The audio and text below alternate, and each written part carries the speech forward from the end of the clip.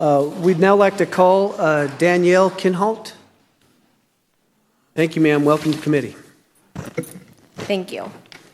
Good afternoon, committee members. My name is Danielle Kinholt. I live in Manchester, which is in Adams County.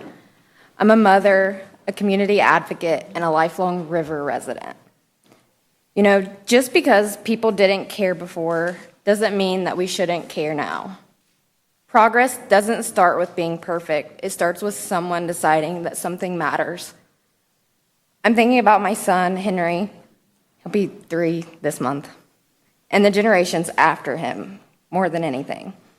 Some people say we already have industry, power plants, pollution, data centers, so why should we worry now? If you asked me whether I would have protested some of those decisions back then, I would have. I would have demanded stricter regulations, accountability, and yeah, maybe our communities would have lost out on some money, but I'm sure many families wouldn't have lost loved ones as early as they did to cancer. And I know the word cancer has probably touched more people in this room than it hasn't. My first real experience with the word cancer came when I was 20, working as a certified nurse's assistant. I cared for a woman 7 days a week for over 2 years straight, right up until hospice came in, and she passed away from a cancerous brain tumor. And that was hard, but that wasn't the last time that I would hear that word. Since then, I've lost my nene to cancer. I've lost my best friend, Tommy, to cancer. I've lost my Uncle Neil to cancer. My late fiance's dad, Jim, to cancer. My Aunt Peggy to cancer. To my Uncle Ronnie to cancer. My papaw has had prostate and skin cancer. My Aunt Tanya has fought and beat breast cancer. One of my dear friends, Chelsea, is battling breast cancer right now. We recently lost a young boy to a rare brain tumor, cancerous. Multiple children in our community are fighting cancer. I even have had my own ovarian cancer scare. So when people tell you not to worry, I can't. My community already struggles with water quality concerns and health challenges. When you see the organizations in place to protect us, lowering regulations and fast-tracking permits, hiding behind NDAs and unofficial proposals, why would we willingly accept additional risk when there are still so many unanswered questions?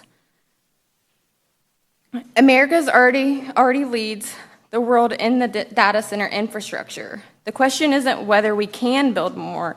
The question is whether every community should be expected to sacrifice its water, its land, and quality of life for big tech. We need a statewide moratorium on new data center development until we truly study the impacts of what we've already built in Ohio. Before approving more projects, we should have clear, independent data on the water use, the energy demands, the environmental impacts, and long-term effects on the surrounding communities.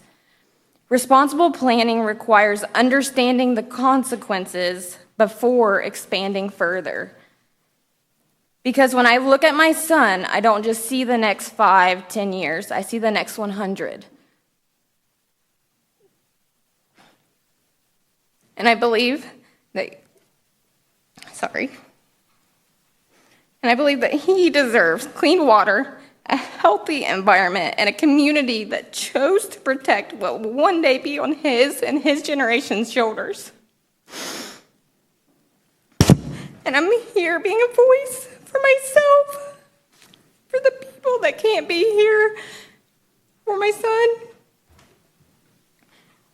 I know that you committee members hold the power to protect our communities, so please push pause and protect the small, unzoned, rural places that I call home and that a lot of people call home.